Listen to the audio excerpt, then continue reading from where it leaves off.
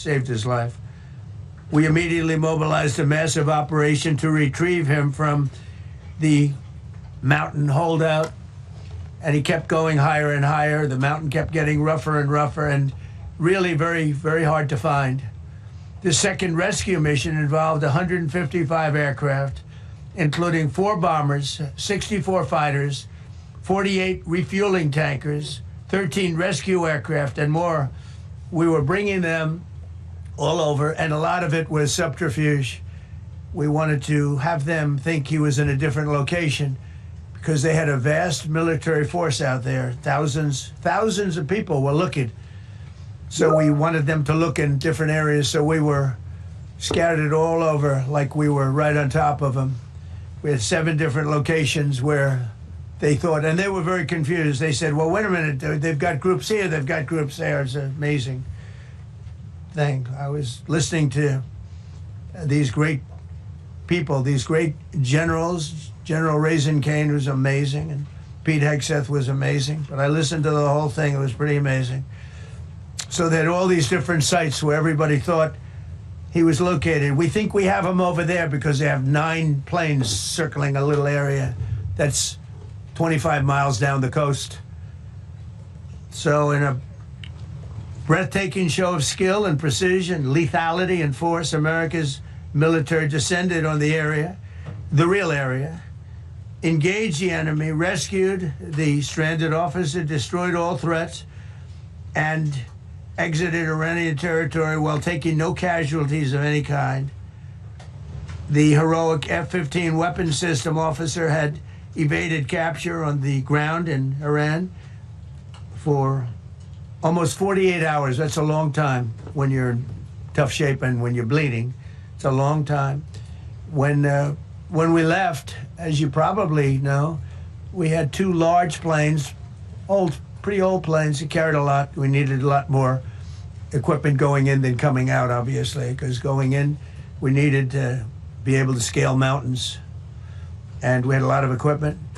But the sand was sandy, wet sand, so we thought there may be a problem taking off because of the weight of the plane, and then we also had all the men jumping back onto the planes, and they got pretty well bogged down, and we had a contingency plan, which was unbelievable, where lighter, faster aircraft came in, and they took them out. We blew up the old planes. We blew them up to smithereens because we had equipment on the planes that, frankly, we'd like to take, but I don't think it was worthwhile spending another 4 hours there taking it off. So we didn't want anybody to have. We have the best equipment anywhere in the world. We didn't want anybody examining our anti-aircraft and other equipment.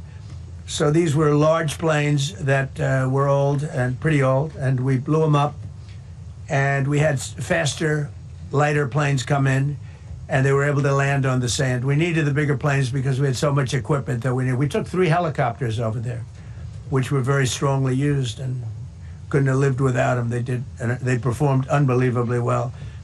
And if you'd see it, you wouldn't believe it. They came off the plane, and these guys had them, the rotors were off.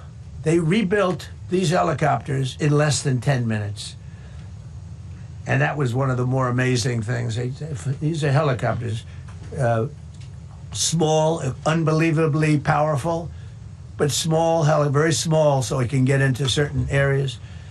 And they got them off the plane, and they rebuilt all 3 of them in a matter of less than 10 minutes. It's pretty amazing what the genius of these people.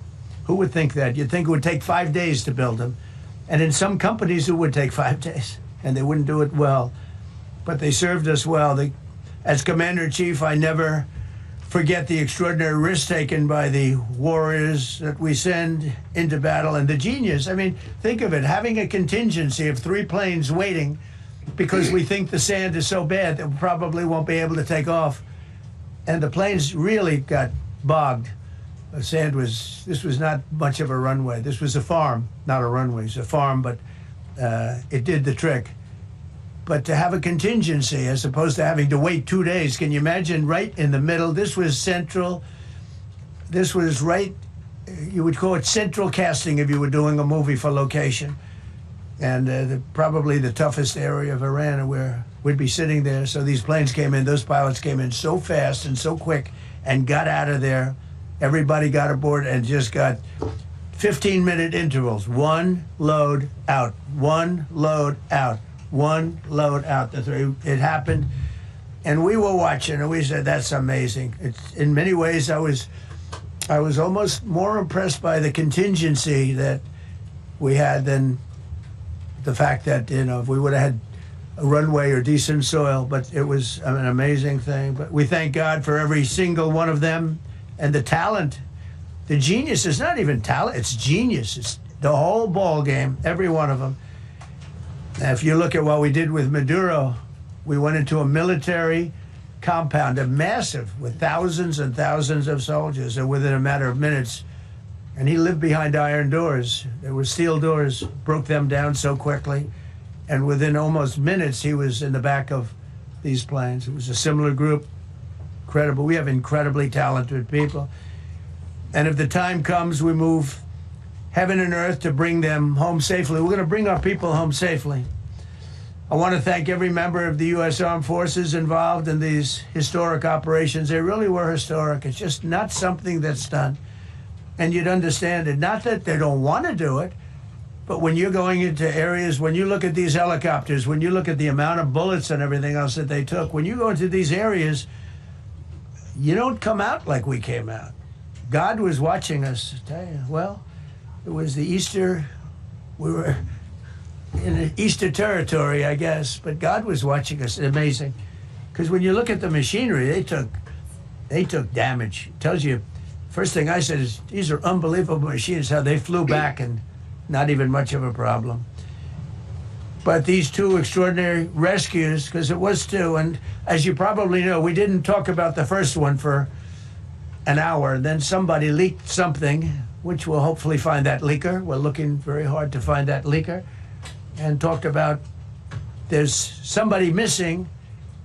They basically said that we have one and there's somebody missing. Well, they didn't know there was somebody missing until this leaker gave the information. So whoever it was, we think we'll be able to find it out, because we're going to go to the media company that released it, and we're going to say, national security, give it up or go to jail.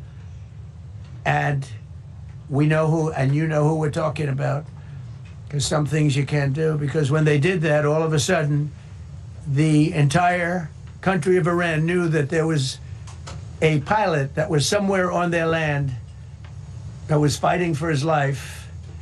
And it also made it much more difficult for the pilots and for the people going in to search for him. All of a sudden, they know that there's somebody out there. They see all these planes coming in. It became a much more difficult operation, because a leaker leaked that we have one, we've rescued one, but there's another one out there that we're trying to get. So actually, the country, Iran, put out a major notice, you all saw it, offering a very big award for anybody that captures the pilot. So in addition to a hostile, very talented, very good, very evil military, we had millions of people trying to get an award. So when you add that to it, but we have to find that leaker, because that's a sick person.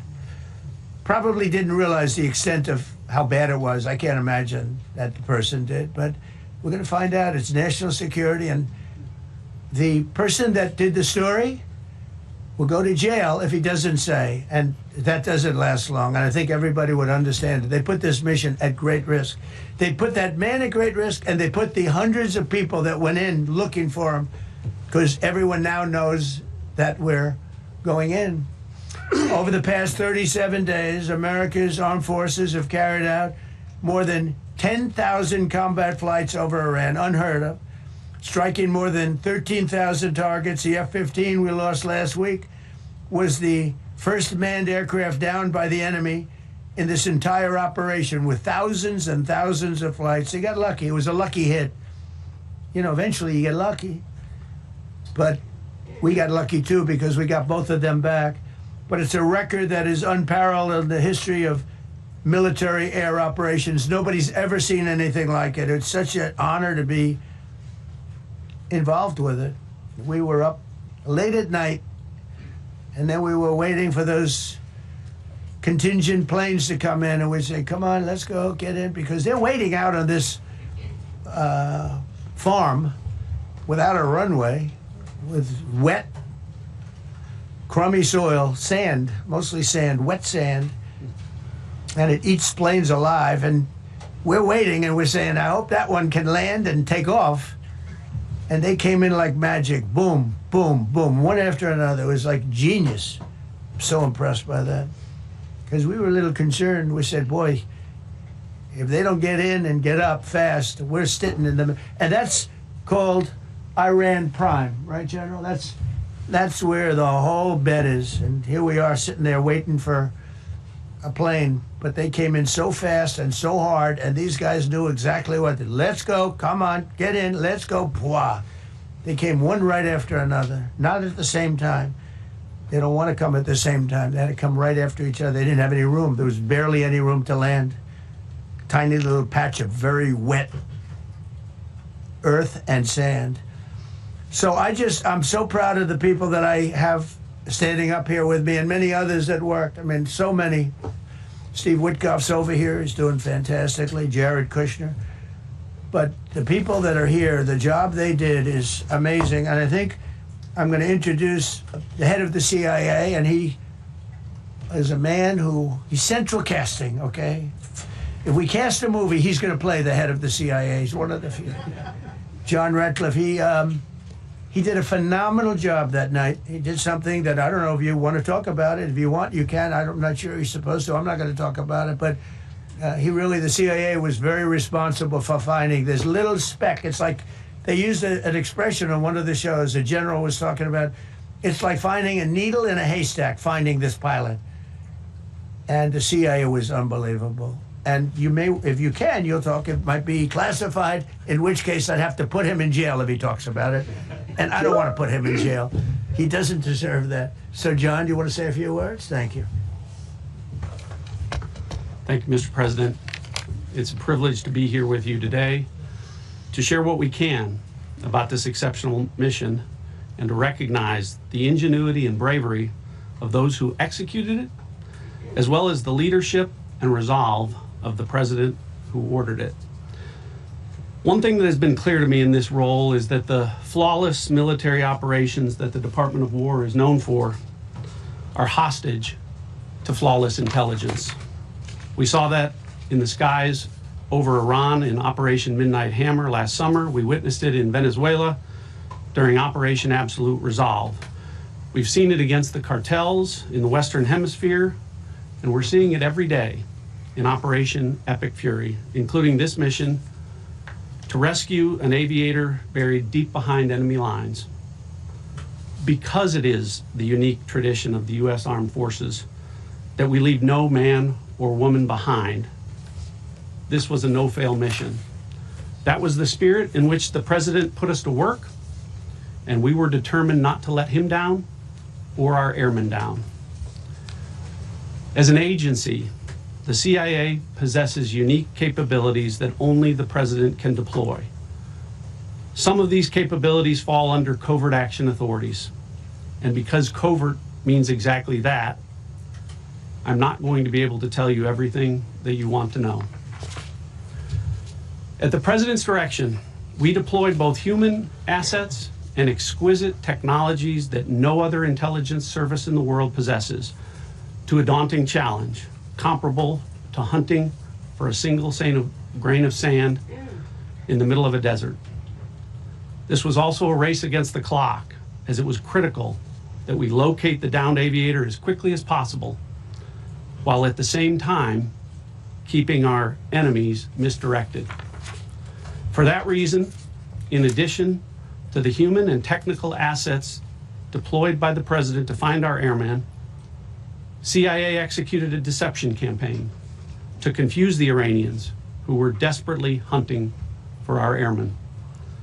On Saturday morning, we achieved our primary objective by finding and providing confirmation that one of America's best and bravest was alive and concealed in a mountain crevice, still invisible to the enemy, but not to the CIA.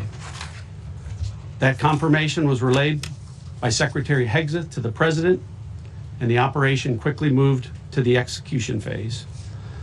Following the successful exfiltration on Saturday night, our intelligence reflects that the Iranians were embarrassed and ultimately humiliated by the success of this audacious rescue mission. When the President asked me to lead the CIA, he made it clear: get back to basics, no politics, no agendas, tackle the hardest problems, and execute the toughest missions. This president is about results, and now that's what his CIA is about too.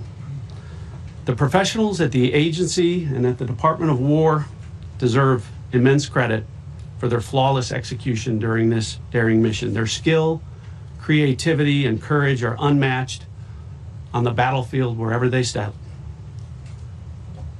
But none of that matters, and all of that is wasted without a president with the political courage to put them into action.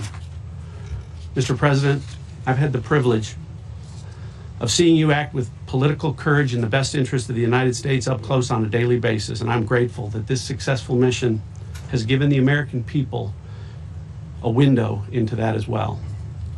The Secretary and Chairman will tell you that our service members' confidence is boosted by a Commander-in-Chief who has their back the same way they have yours. And I know that the confidence of CIA's officers is boosted by the knowledge that their work is informing a president who's not afraid to make the hardest decisions when the stakes are highest.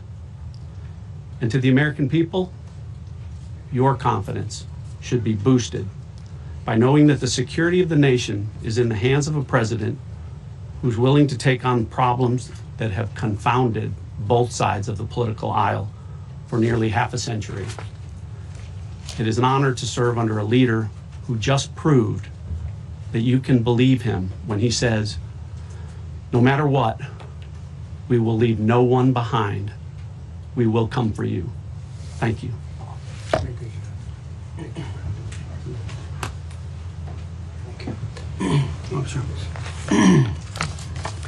Well, John, thank you for the collaboration of the CIA as well. Incredible and ongoing partnership. Ladies and gentlemen, fellow Americans, and especially the brave warriors in our armed forces, over this Easter weekend, the United States military has once again proved why we possess the greatest fighting force the world has ever known. In two extraordinary combat search and rescue operations deep inside enemy territory in Iran, our warriors executed missions of breathtaking skill, courage, and precision. When our warriors are unleashed, as this president has allowed them to be, they are unstoppable. When American airmen were down behind enemy lines, our forces and our president did not hesitate. Special operators supported by elite air crews and intelligence professionals moved swiftly and decisively into treacherous mountain terrain under the constant threat of Iranian forces closing in. Ultimately, it was an impotent Iranian threat. And today, as the CIA director mentioned, Iran's military, and we know this, is embarrassed and humiliated, and they should be.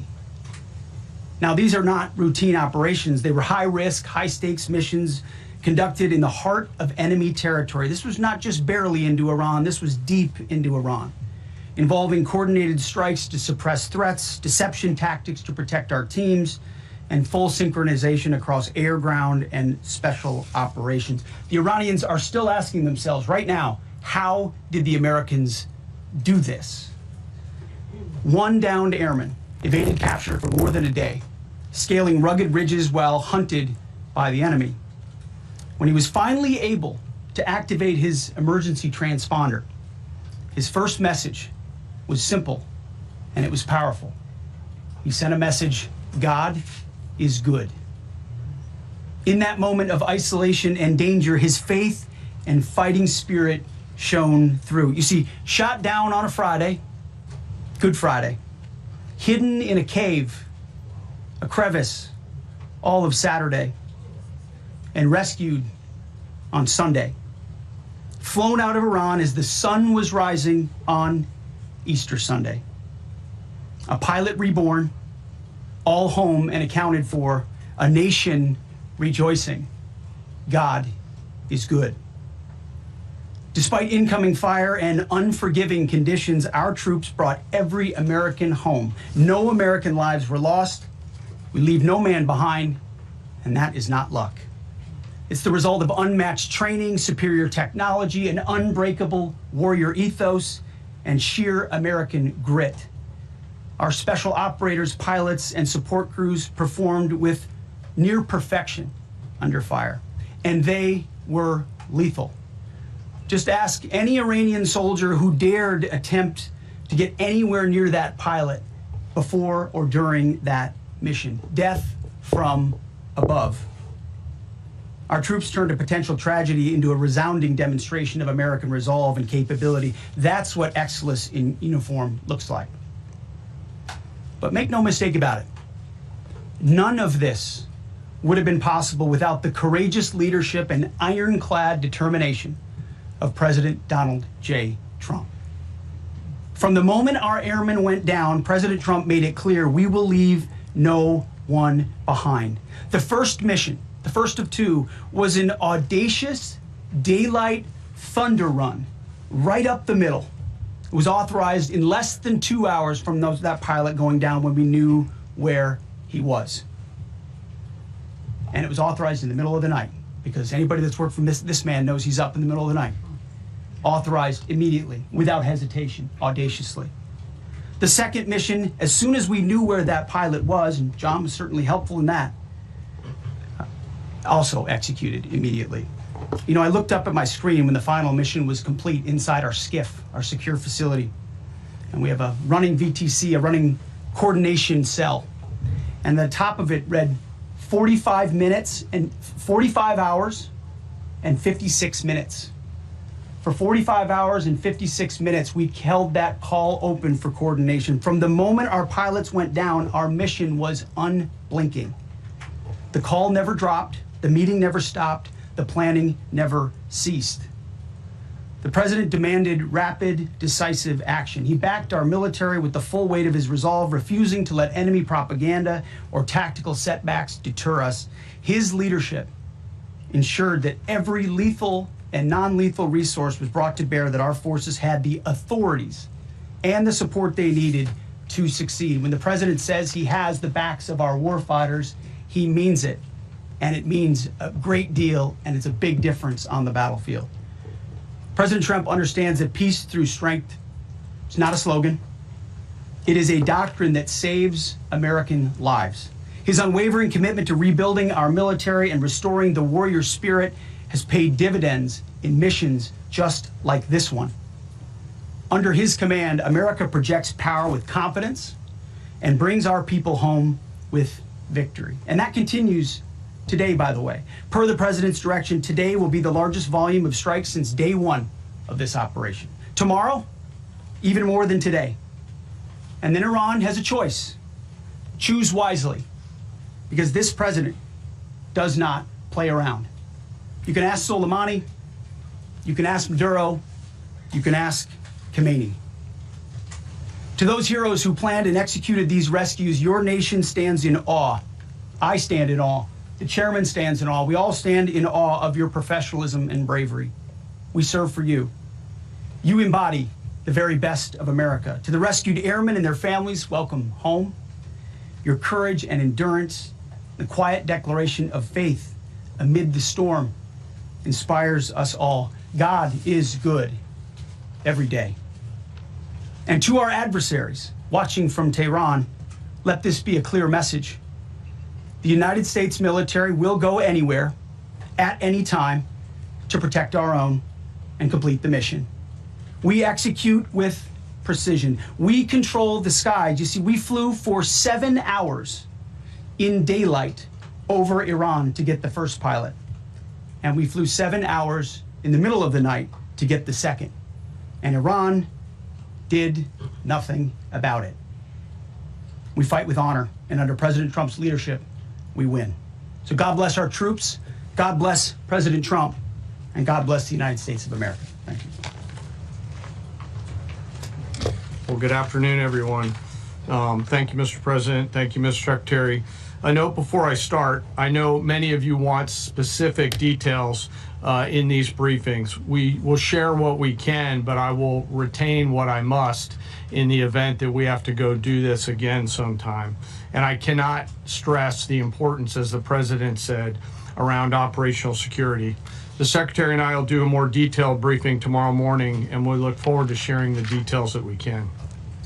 On Thursday, 2 April at 10:10 p.m. Eastern Time, 4:40 in the morning, local Iran time, the Joint Personnel Recovery Center, which handles the Central Command area of responsibility, declared an isolated personnel recovery event for a U.S. Air Force F-15E Strike Eagle, call sign Dude 44, which was down in hostile Iranian territory.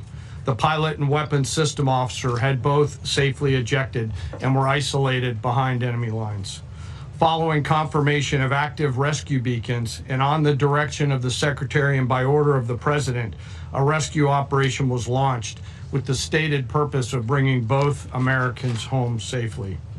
As the Secretary said, several hours later on the morning, after positively locating the front seater, call sign Dude 44 Alpha, and aware of an aggressive ongoing search by the enemy, a U.S. Central Command plan was approved by the Secretary and the President. Shortly thereafter, a U.S. Air Force Combat Search and Rescue Task Force, comprised of A-10 Warthogs in their Sandy role, and I'll describe what that is in a minute, HC-130 Combat King 2s, HH-60 Jolly Green 2 helicopters, and Air Force Special Warfare Airmen, a package comprised of combat rescue officers and pararescueman operators, audaciously penetrated enemy territory in broad daylight to find, fix, and recover Dude 44 Alpha from behind enemy lines. This was an incredibly dangerous mission, an incredibly dangerous undertaking, but a filled promise made to every American warfighter that you will not be left behind. We will always come find you, and we will always bring you home. Over the next hours, the Search and Rescue Task Force crossed the beach, entered into Iranian airspace, protected by a fighter strike package, and moved into the objective area, all under fire. En route, as some of you have seen on social media, the helicopters took gas off the C-130s and pressed onward and forward up into the objective area.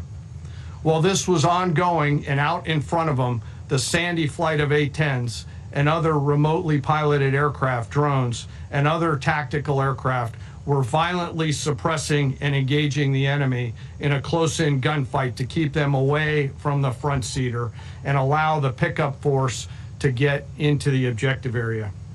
During this engagement, one of the Sandy aircraft, the one primarily responsible for communicating with the downed pilot, was hit by enemy fire. This pilot continued to fight, continued the mission, and then upon exit, flew his aircraft into another country and determined that the airplane was not landable. This was one of our A-10 Sandy aircraft. The pilot then made the decision to eject over friendly territory and was quickly and safely recovered and is doing fine. After picking up Dude 44 Alpha, the HH-60 Jolly Green fight was engaged by every single person in Iran who had a small arms weapon. And one of the aircraft, the trailing aircraft, took several hits. The crew sustained minor injury, and they are going to be fine. A note for those of you that do not know what a Sandy does. Named after the flight call sign that did this very mission in Vietnam, flying A-1 Sky Raiders and A-7 Corsairs, a Sandy has one mission: get to the survivor, bring the rescue force forward, and put themselves between that survivor on the ground and the enemy. They are committed to this. This is what they live for, and this is what they've trained for over many, many years. The A-10 force and the rescue force did a fantastic job rescuing Dude 44 Alpha. He was recovered Friday afternoon. As I said, and the nation needs to know this, this was an incredibly brave and courageous mission, and a testament to the courage, skill, and tenacity of the Joint Force and our leaders.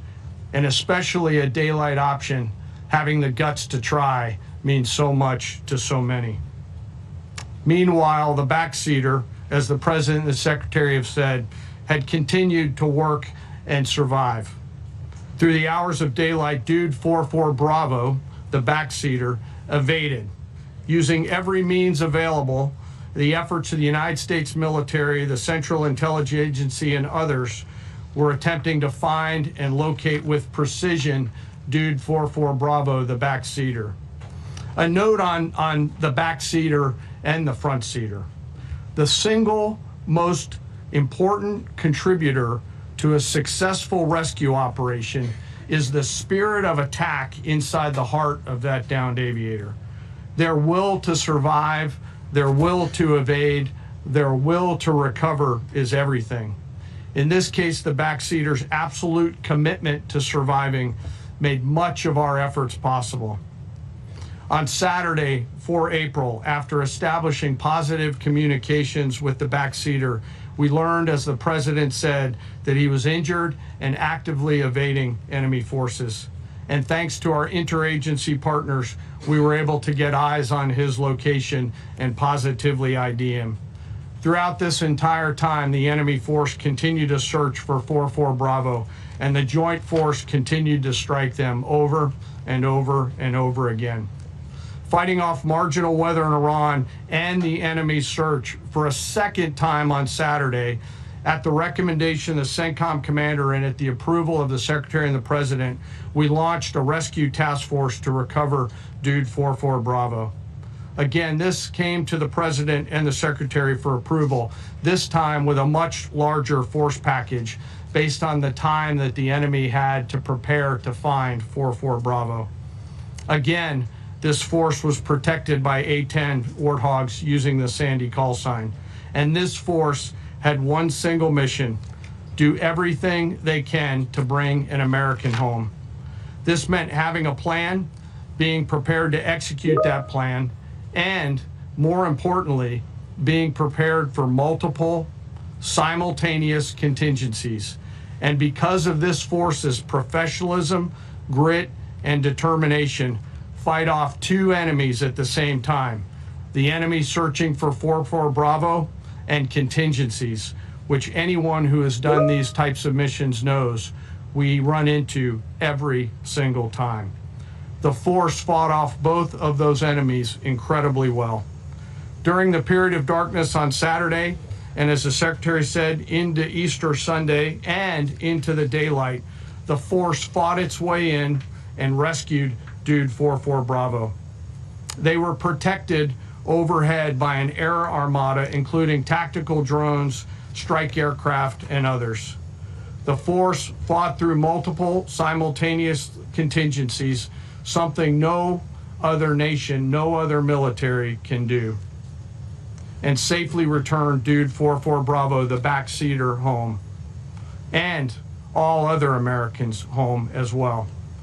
At midnight 12 local Eastern time, Easter Sunday, more than 50 hours after the start of this operation, the Joint Personnel Recovery Center declared Dude 44 Bravo, both the front and backseater, returned to friendly territory.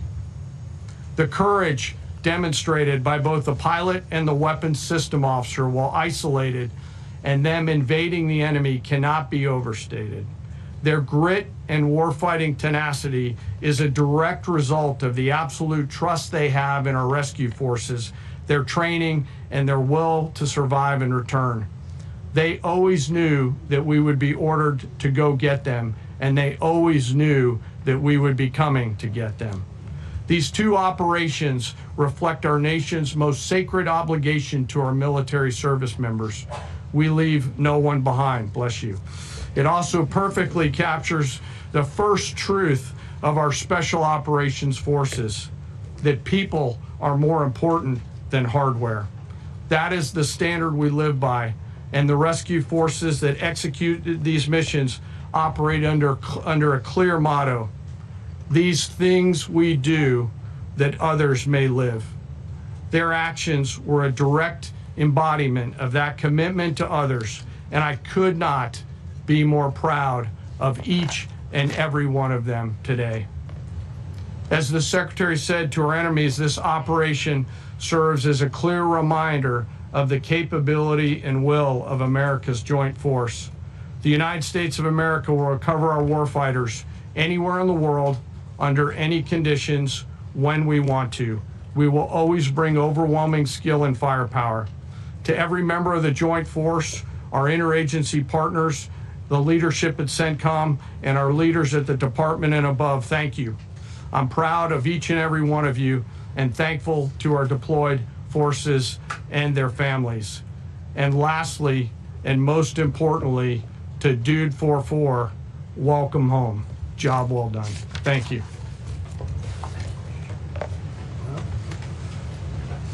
Pretty amazing. Pretty amazing. And these two gentlemen have been, from day one, they've been perfecto. You know, I got to know General Kane in my first term because he was able to take out ISIS in 4 weeks instead of the 4-year projection that was given to me by other much lesser generals. And I said, you know, if I ever do this again, that's going to be the head of my Joint Chiefs of Staff. And we worked it that way, didn't we? He's amazing. He took out ISIS. We defeated ISIS in 4 weeks. I was told it would take 4 years. I flew to Iraq to find out with the greatest equipment in the world, why would it take 4 years? And he told me, sir, it won't. It'll take 4 weeks and you'll have time left over. And that's exactly what happened. So he's great. And Pete, all I can say is that he was treated very unfairly. And now those same people that treated him unfairly, that fought against him, they called me up saying, what a great choice he was. They said, well, what happened during his nomination? What happened to you?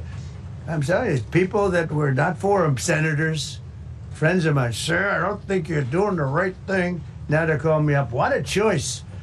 These two guys are fantastic.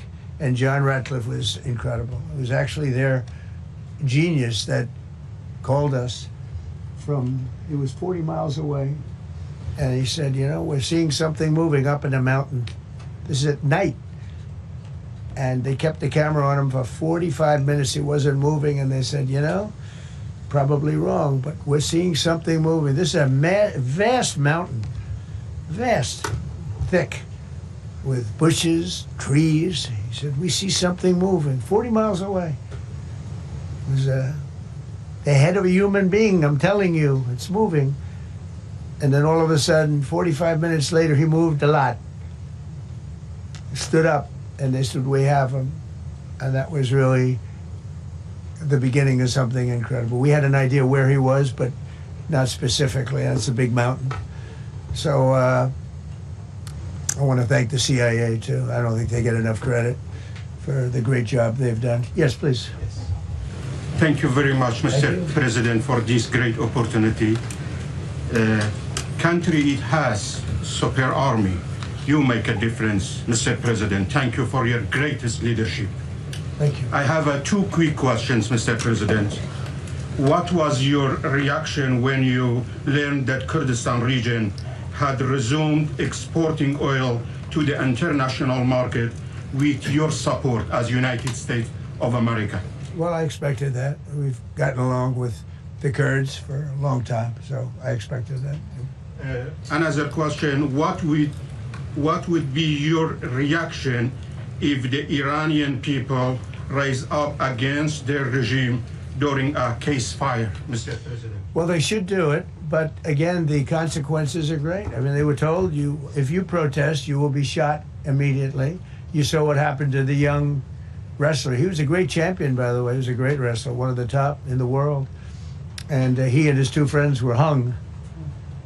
And all they did was say a little bit about liberty. They wanted liberty, and they were violently executed. But the number is up to probably 45,000 people were killed. So, you know, when somebody stays in a house, when they know if they walk out of the house to protest, they'll be immediately shot and killed. And they issued that, that was publicly issued. It's not a secret. That's why so many people say, oh, well, why are you doing this way? We can't let Iran have a nuclear weapon.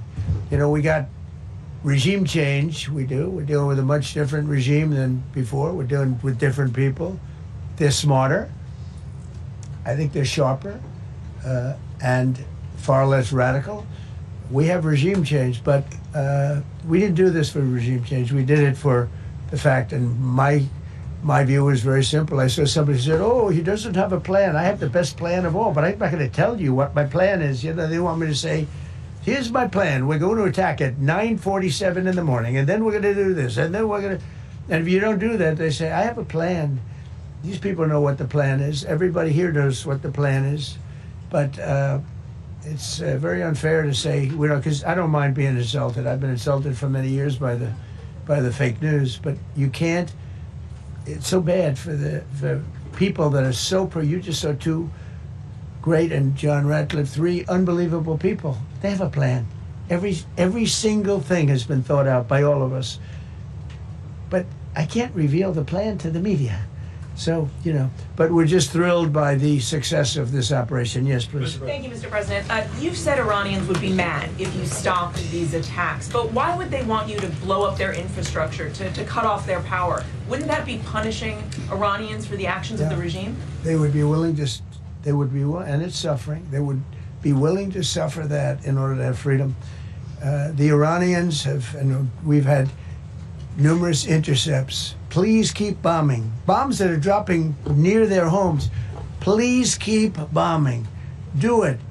And these are people that are living where the bombs are exploding. And when we leave and we're not hitting those areas, they're saying, please come back, come back, come back. These are the people. I don't know what they do. All I can tell you is they want freedom. They have lived in a world that you know nothing about. It's a violent, horrible world where if you protest, you are shot. Remember the great woman protests where they had 400,000, 500,000 women, and they were all enthused and they were going to protest, and everybody said, oh, the regime's going to come to an end. And then all of a sudden, boom, boom, 5, 6 different areas. A woman would go down right between the eyes. They had snipers. They had 5 snipers. That's all it took. And those 400,000 or 500,000 women said, oh my God, what's that? Oh, look over there, what's that? A woman shot right between the eyes, and after 5 or 6 of them go down, then you start hearing the purr through the vast number of people. And then they said, oh my God, who would do that? And they're incredible people, but they've lived so horribly. They've lived so horribly. Iran was a great country if you go back 25 years ago or so. The Persian people, they're incredible, smart, brilliant actually. And I know so many. I know coming from New York, originally I know so many people from Iran. They're incredible people, incredible energy, and very, very brilliant people. But when you're standing in a group and protesting and you have a woman, in the case of the woman, remember the Great Woman March, everybody was saying, oh, this is the end of the country. And then snipers selectively picked. Every single one was shot right between the eyes from a long distance. They were on top of buildings. Nobody even knew where they were, where they're coming from. This wasn't like a machine gun, which is also very bad. They've done that too. They did that recently. This was snipers sitting on the top of buildings, aiming and hitting women. And when they see people go down, and all of a sudden there's a riot in the reverse direction, and they never came out again. And a lot of the news doesn't talk about that. They talk about, oh, women's rights. You want to see women's rights? You're not going to see it there. It's amazing when I see some of the stupid people like, AOC plus 3, all that group. They talk about, oh, freedom for Iran. They don't tell you the real facts. Women, men, gays. How about gays for Iran? They kill the gays. They throw them off buildings. So I wonder what's going on. I can only say this. They want us to keep bombing, even if it jeopardizes, because their life is in much greater danger. They want freedom for Iran, but it's very hard for them to protest. I actually tell them, I said, don't go out. I fully understand. nobody in this room would go out. I don't think there's any, because frankly, it's not a question of bravery. We're all brave, right? You're brave, I'm brave, we're all brave. But we're also intelligent. If you have people shooting at you, expert shots with the best rifles you can get, and hitting you right between the eyes every single time, and you're looking here and you're seeing and you're looking here, you're out of there. I don't care who it is. Please. Mark Meredith, Fox News. I know that. Oh, thank you. Go ahead. America's watching. No, Good job. can we go back to the weekend? First off, was everyone on board with the operation, or were there people that were trying to talk you out of going through with the operation this weekend? Not everybody was on board.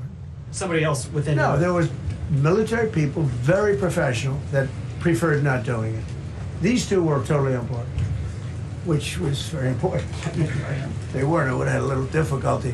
But no, there were military people that said, you just don't do this.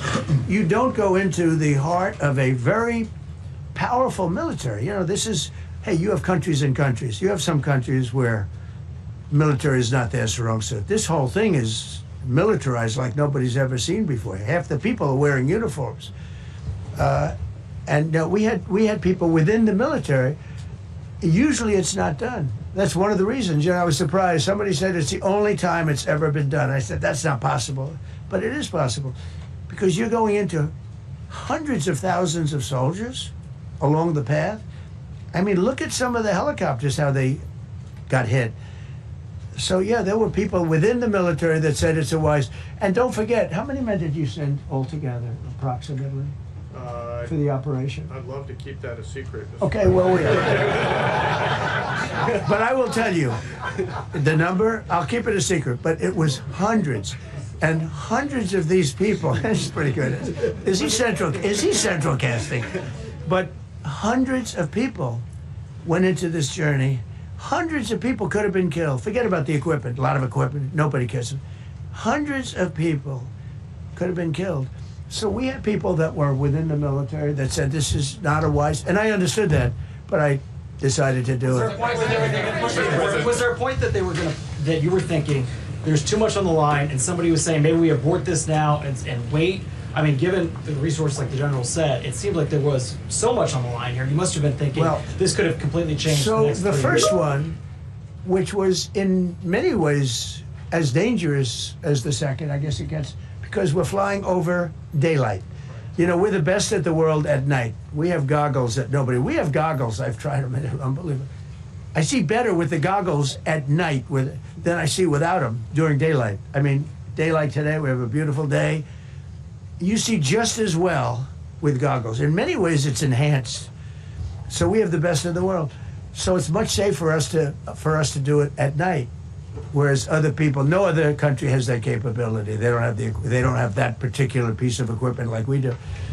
But when I was told flying and in daylight, I think we flew 7 hours over Iran, and that's a long time, over unbelievably hostile territory, where they have nothing but weapons.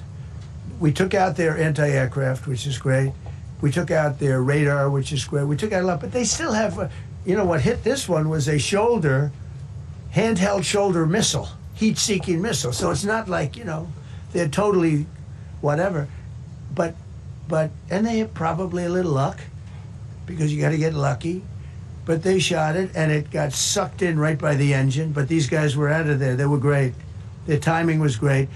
But no, I was told that this is a very dangerous mission. I understood. They didn't say it's a foolish mission. They said, you know, we're going to be sacrificing hundreds of people do this. This is, I mean, you have tankers that are flying over this area so that the flight was so long they had to refuel. It's a very dangerous mission.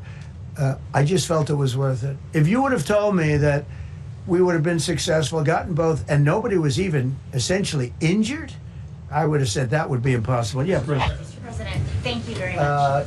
Thank you, sir. Well, I'll come back to you. Okay, thank you. Given that you are now dealing, you say, with a more reasonable, less extreme leadership in Iran, what does that mean for the protesters, for the human rights movement in that country after this conflict? Well, What's your positive. expectation? Yeah, if they assume control, if we do something and they assume control, I think it's very positive, a big step. I don't think you'd see the radicalization that you have seen in the last look what happened. I mean, women are being executed because they're not properly clothed, they say. They're not properly clothed, and they execute the women. They shoot them right on the street. No, you have a much different group of people. Now, I'm not saying we are dealing with them. Essentially, they have till 8 o'clock tomorrow night, Eastern time. But we are dealing with them. I think it's going well. Mr. Witkoff is here, and JD's involved in the dealing. Mr. Witkoff is sitting right here, and I think it's going fine, but we'll have to see. You have to understand, we've been dealing with these people for 47 years. I'm standing here with a much more powerful Iran as of a month ago, not anymore. Right now, they are decapitated. But I'm standing here a month ago with a much more powerful Iran than it was at any point during 47 years. This should have been handled by 7 presidents, a lot of presidents. And those presidents are saying now, every one of them to their friends, we should have done this a long time ago. So it's not something I like doing. It's very dangerous, and we're getting them at the height of their strength. If I didn't terminate the Barack Hussein Obama Iran nuclear deal, they would have had don't forget, that was a path to a nuclear weapon. Remember this. He chose Iran over Israel, pure and simple. How Israel can vote for a Democrat is if you're Jewish in New York City or any place else in this country, and how you can vote for a Democrat is unbelievable, because he chose Iran, a very hostile Iran. Remember when he filled up a 757 with cash, billions of dollars of cash, and he sent it over to them. Then they gave them tens of billions of dollars. He chose Iran over Israel, and really the Arab world, if you look, because, you know, the other, Saudi Arabia, Qatar, UAE, I mean, you take a look. I mean, I can add Kuwait, and I can add Bahrain, and you can add others. He chose such an unlikely candidate. Nobody could believe it. Frankly, if you're going to choose between Iraq and Iran, he should have befriended Iraq. He went in the exact opposite direction of all thinking, and he made a terrible mistake. But that was a road to a nuclear weapon. And when I terminated that, everyone said, oh, he terminated it. It was one of the best things we ever did, because he had a road to a nuclear weapon. And it was a very short-term deal. You know, countries don't do 10-year deals. Countries do hundreds of years. You don't do a 10-year deal. For a country, this isn't, you're a landlord, you're renting a store on a certain street, and you give somebody a 5-year or 10-year lease. This is a country. It was a short-term deal. It was ready to expire. I terminated it before it expired. Took a lot of heat, and it was one of the best things I ever did, because he would have had a nuclear weapon. Then he would have had another nuclear weapon, had those beautiful B-2 bombers not gone in 8 months ago and obliterated that site. And by the way, the word is obliteration. CNN said, well, maybe it wasn't complete. It was so complete that they still haven't been able to get it. It was obliteration. But if we didn't hit them, that was a courageous decision too, because we had all those planes flying in at night with very little cover, unbelievable stealth planes, and they were able to do their job. If we didn't do that, Iran would have had a nuclear weapon at a high level, either one of those two instances. And if they did, in my opinion, I told this to Bibi Netanyahu yesterday, Israel would have been extinguished. Large portions of the Middle East would have been extinguished, whether it's Saudi Arabia, Qatar, UAE, or others. And you saw that with thousands of missiles raining down upon them. They didn't think they were going to be hit. They thought they'd be watching us fight. And all of a sudden, UAE got hit by 1,500 missiles. He would have taken them out also. And they were powerful. If I didn't come along and terminate the Obama deal, which was terrible, the Iran nuclear deal was a road to a nuclear weapon, a big one, unlimited, legally. I terminated it without even much thought. It was so easy. I terminated that, and then the B-2 bombers. And I did one other thing. I had killed Qasem Soleimani, who was an evil genius. And the reason I did it, I heard he was going to knock out 5 of our military bases. And had he lived, I believe we would be fighting perhaps a different Iran right now, because he's never been replaced, you know. And I did one other, but this one was not picked up. Osama bin Laden. If you read my book, I said you got to take him out 1 year before the World Trade Center came down. So I wish you'd read the book.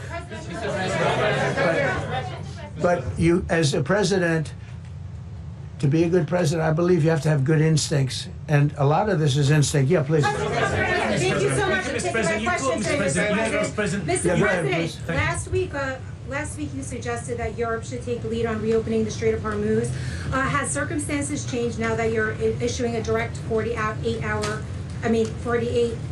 ultimatum? And secondly, would a new ceasefire include Israel, or would it just be between Iran and the US? I can't talk about ceasefire, but I can tell you that we have a active, willing participant on the other side. They would like to be able to make a deal. I can't say any more than that. But You've listed the goals. Excuse me. Please, go ahead. You've listed the goals. Who you with? Who you with? My name is Dia Kurda. I'm with the largest Kurdish media outlet, Ruda Media Network. It's based in Iran. Go ahead. Mr. President, you said before that you don't want the Kurdish forces to enter Iran and be harmed. Do you still want them to stay away? Or what role do you expect them to play now? I'd rather have them stay away.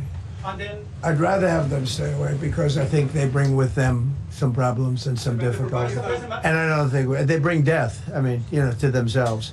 But and international law. Who you with? I'm with the New York Times. Zolan from the New York Times.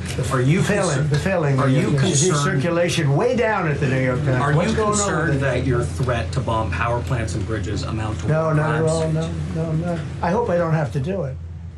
But again, I just said 47 years they've been negotiating with these people. They're great negotiators, and because they're not going to have a nuclear weapon.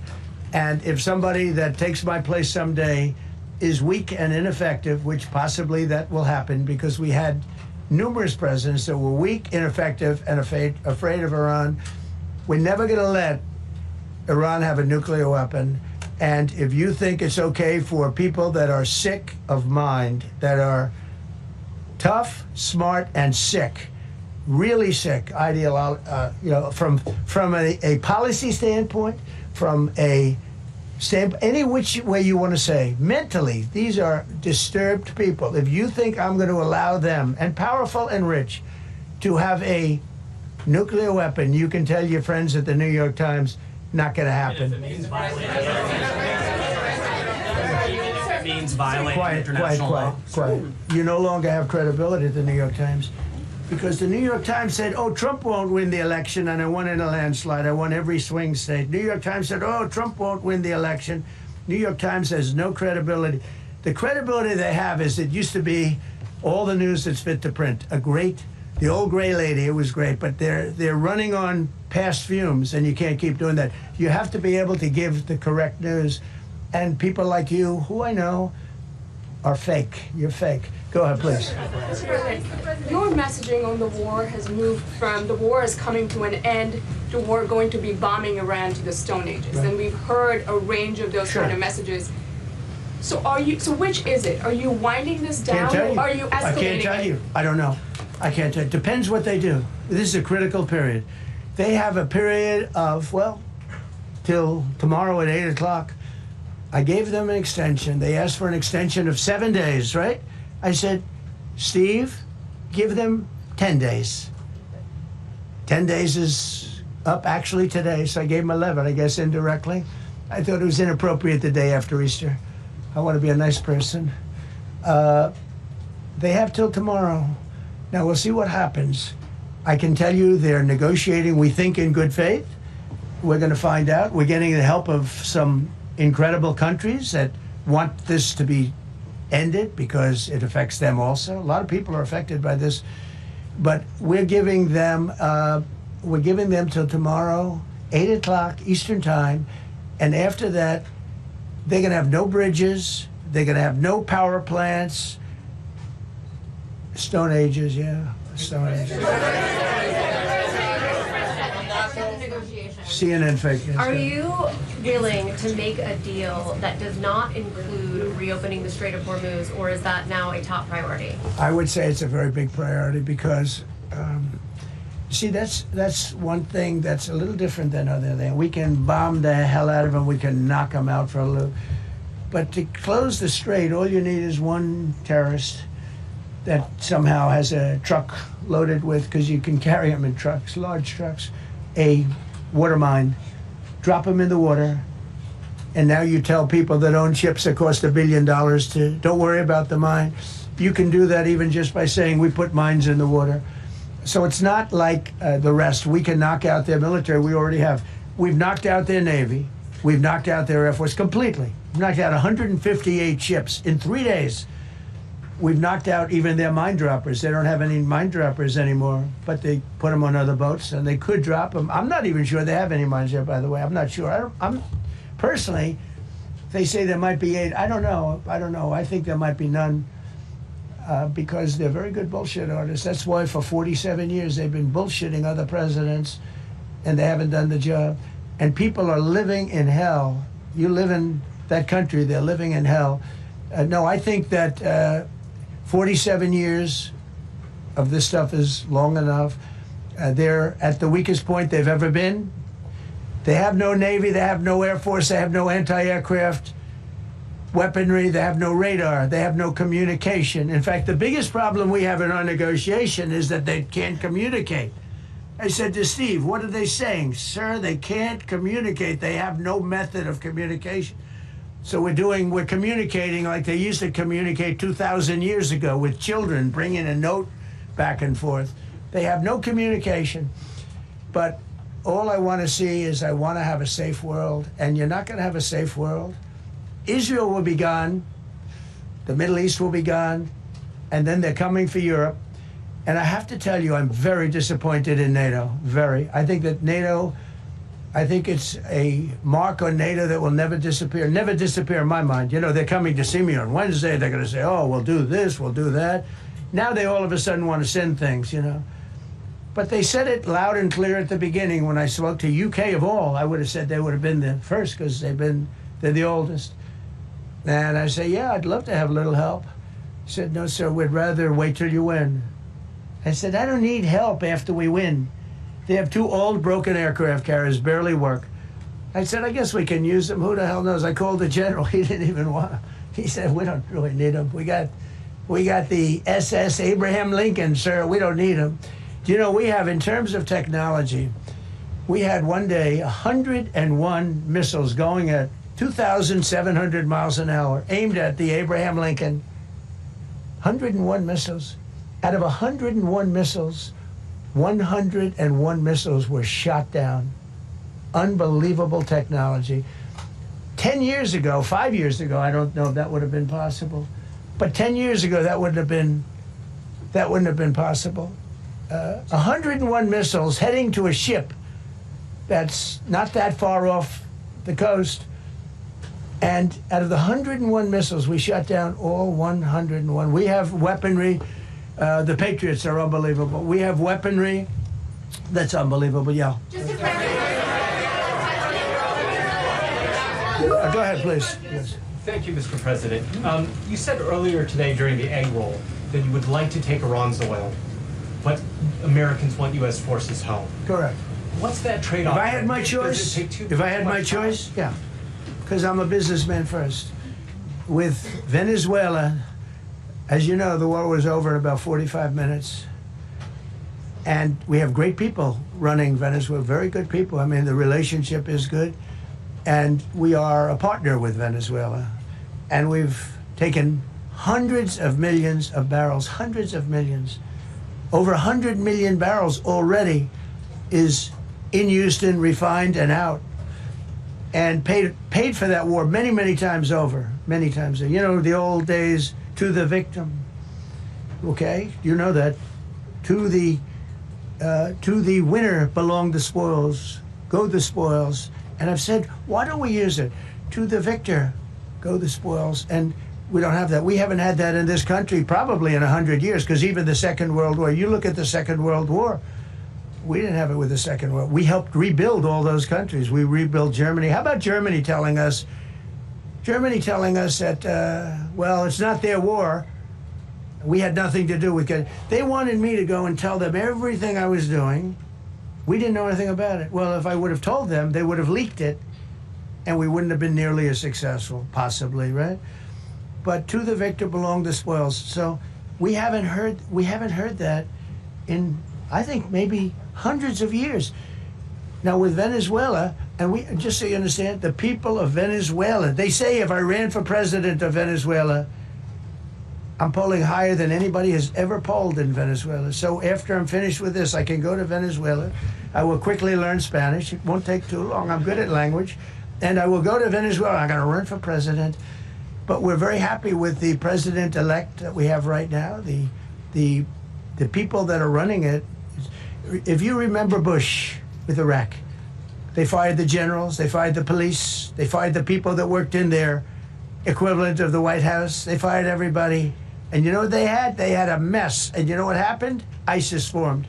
Those generals and those soldiers got together, the police got together, they all got together, they formed ISIS.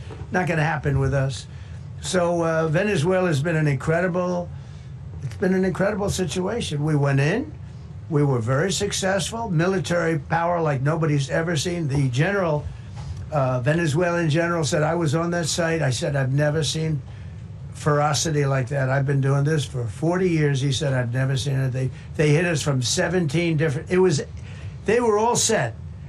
They saw that big, beautiful aircraft carrier, the Ford in that case, and planes were pouring off it at 1 o'clock in the morning. So typically when you see that late at night, you know, you could be in trouble, right?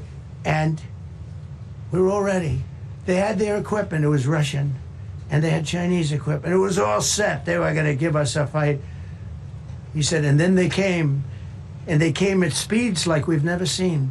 And they came at 17 different angles. The general and his people, that was a lot of angles.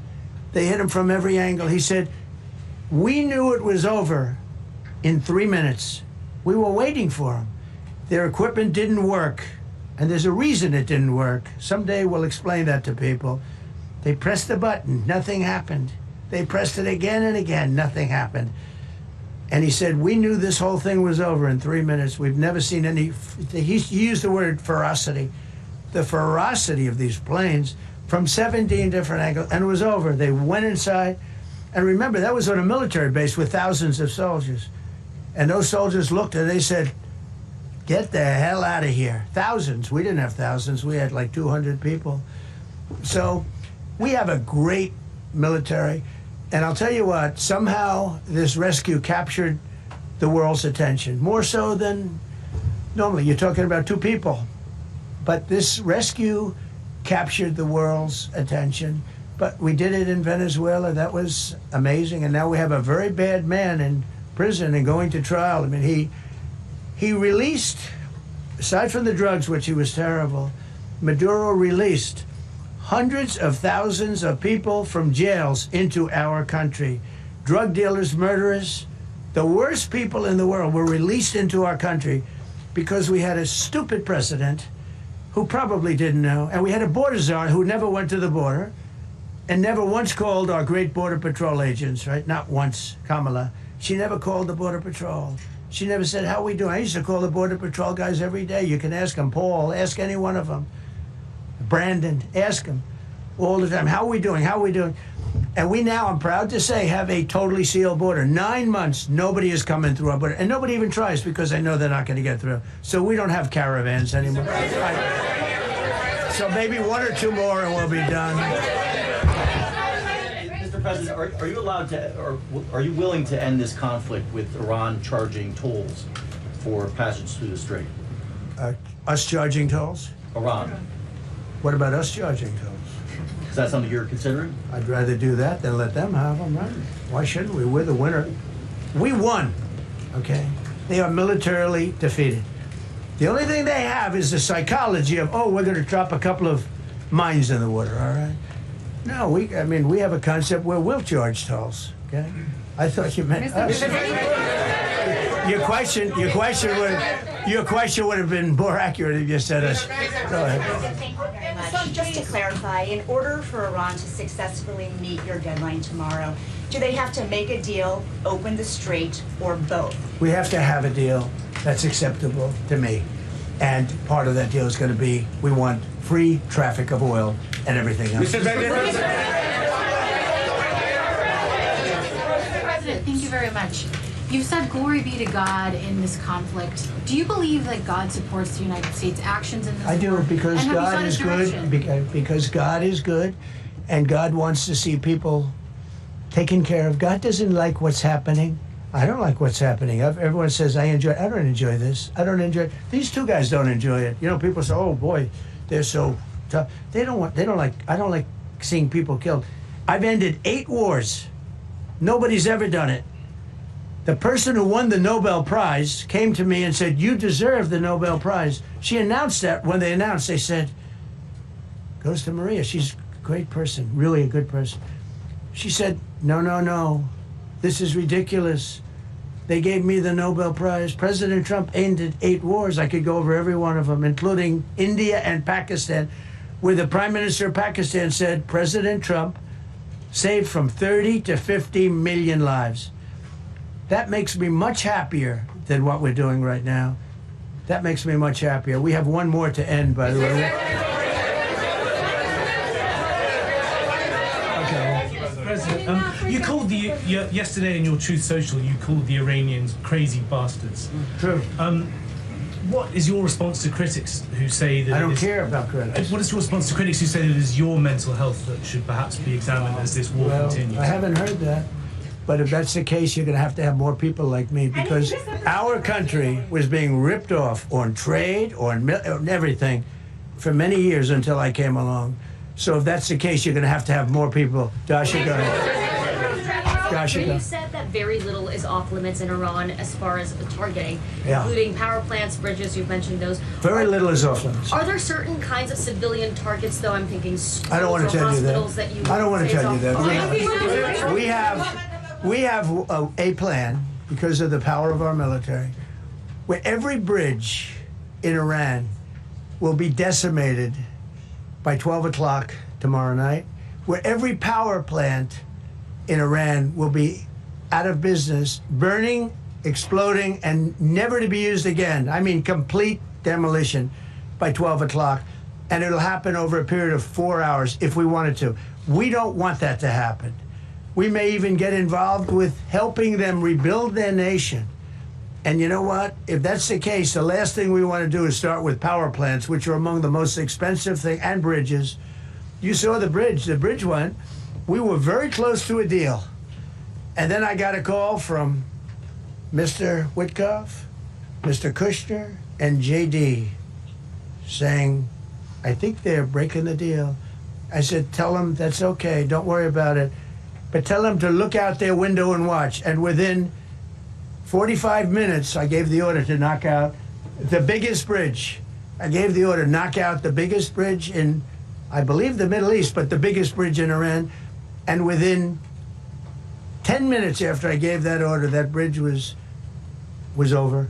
So do I want to do that? No. Do I want to destroy their infrastructure? No. It will take them 100 years to rebuild. Right now, if we left today, it would take them 20 years to rebuild their country, and it would never be as good as it was. And the only way they're going to be able to rebuild their country is to utilize the genius of the United States of America. You voiced your displeasure with NATO in the past. Is there a danger to the U.S. not being the de facto of the leader of the alliance, and then other powers within the alliance then getting the decision making when it comes to wars and nuclear weapons? No, it's not a danger. Look, we went to NATO. I didn't ask very strongly. I just said, hey, if you want to help, great. No, we will not help. I said, that's all right. You don't want to help? Because I've always said NATO's a paper tiger. See, NATO's a paper tiger. Putin's not afraid of NATO. Putin's afraid of us, very afraid of us. And he's explained it to me a lot of times. I got to know him very well. I know him very well. NATO's a paper tiger. NATO is us. And when we needed them, but we didn't need them, by the way. We didn't need them. obviously, because they haven't helped at all. Just the opposite. They've actually gone out of their way not to help. They didn't even want to give us landing strips. Think of it. And it's not just NATO. You know who else didn't help us? South Korea didn't help us. You know who else didn't help us? Australia didn't help us. You know who else didn't help us? Japan. We've got 50,000 soldiers in Japan to protect them from North Korea. We have 45,000 soldiers in South Korea to protect us from Kim Jong-un, who I get along with very well, as you know. Do you notice he said very nice things about me? He used to call Joe Biden a mentally retarded person, okay? So don't tell me about your stuff. Joe Biden, he said he's a mentally retarded person. He was so nasty to Joe Biden, it was terrible. But to me, he likes Trump. And do you notice how nice things are with North Korea? It's very nice. But we have 45,000 people, soldiers, in harm's way, and right next to Kim Jong-un with a lot of nuclear weapons. 45, which should have never happened if a certain president, I'm not going to mention this president because I happen to like him, believe it or not, but if a certain president did his job, Kim Jong-un would not have nuclear weapons right now. But they were all afraid to do their job properly. But just to conclude and just to finish, Japan didn't help us, Australia didn't help us, South Korea didn't help us, and then you get to NATO, NATO didn't help us. There were some countries that did. Now, countries that have been good, now you could also say they're got to be a little bit more involved because they're in the territory, but Saudi Arabia has been excellent, Qatar has been excellent, UAE has been excellent, Bahrain, Kuwait. I mean, Kuwait did shoot down 3 of our planes.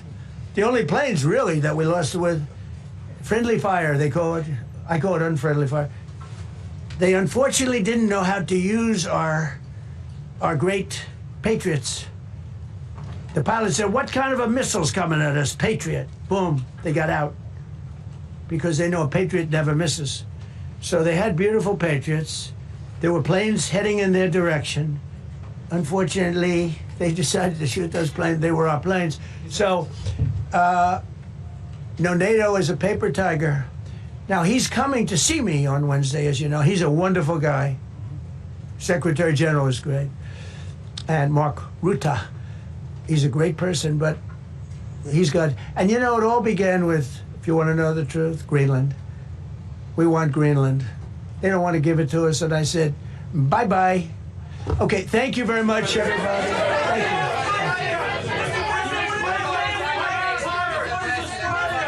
What about rising gas prices for Americans who are concerned? General,